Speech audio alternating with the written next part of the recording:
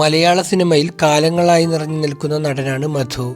Black and white കാലം മുതൽ സിനിമയിലുണ്ടായ എല്ലാ മാറ്റങ്ങളും അനുഭവിച്ചറിഞ്ഞ് മികച്ച സിനിമകളുടെ ഭാഗമായി മാറാൻ അദ്ദേഹത്തിന് എന്നും സാധിച്ചിട്ടുണ്ട്.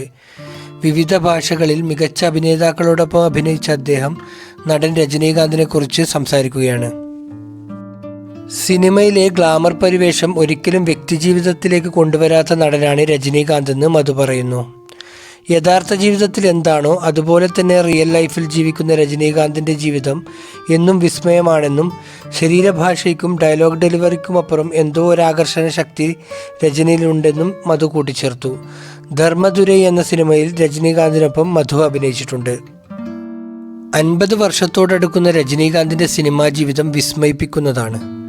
നടൻ എന്ന രജനീകാന്തും മനുഷ്യൻ എന്ന നിലയിലുള്ള രജനീകാന്തും രണ്ടാണ്. സിനിമയിലെ ഗ്ലാമർ പരിവേഷം ഒരിക്കലും വ്യക്തിജീവിതത്തിലേക്ക് കൊണ്ടുവരാത്ത ഒരാളാണ് അദ്ദേഹം. വളരെ ഡൗൺ ടു എർത്ത് ആയിട്ടുള്ള ഒരു മനുഷ്യൻ എന്നാണ് അദ്ദേഹത്തെക്കുറിച്ച് എനിക്ക് തോന്നിയിട്ടുള്ളത്. യഥാർത്ഥ ജീവിതത്തിൽ എന്താണോ താൻ, അങ്ങനെ തന്നെ ഈ ഭൂമിയിൽ ജീവിക്കുക. വെള്ളിത്തിരയിലെ താരപ്പൊലിമ ജീവിതത്തിലേക്ക് വലിച്ചിഴക്കാതിരിക്കുക.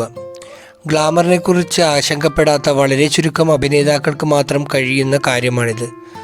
നടനാവുമ്പോൾ അടിമുടി നടനായും മനുഷ്യനാവുമ്പോൾ സ്നേഹവും ദയയും കാരുണ്യവുമുള്ള ഒരാളായി മണ്ണിൽ ജീവിക്കുക. ഈ ഒരു സ്വഭാവ സവിശേഷത രജനീകാന്ത് തൻ്റെ ജീവിതാനുഭവങ്ങളിലൂടെ കൈവരിച്ചതാണ്. പ്രായം 70 കഴിഞ്ഞെങ്കിലും രജനി ചിത്രങ്ങൾ തിയേറ്ററിലുണ്ടാക്കുന്ന ആരവങ്ങൾ ചെറുതല്ല. ചെറിയ കുട്ടികൾ മുതൽ മുതിർന്നവർ വരെ അദ്ദേഹത്തിൻ്റെ അഭിനയശൈലി ഇഷ്ടപ്പെടുന്നു. ജയിലർ എന്ന രജനി ചിത്രത്തിൻ്റെ ആഘോഷങ്ങൾ ഇപ്പോഴും പ്രേക്ഷകൻ്റെ മനസ്സിൽ നിന്നും വിട്ടുപോയിട്ടില്ല. 70കളുടെ മധ്യത്തോടെ തിയേറ്ററുകളിൽ രജനീകാന്ത് ഉയർത്തിയ പ്രകമ്പനങ്ങൾ 2023 ലോകം മുഴുവൻ വ്യാപിപ്പിക്കാൻ അദ്ദേഹത്തിന് കഴിയുന്നുണ്ടെങ്കിൽ ശരീരഭാഷയ്ക്കും ഡയലോഗ് ഡെലിവറിക്കുമപ്പുറം എന്തോ ഒരാകർഷണ ശക്തി രജനിയിൽ മാത്രമായിട്ടുണ്ട്.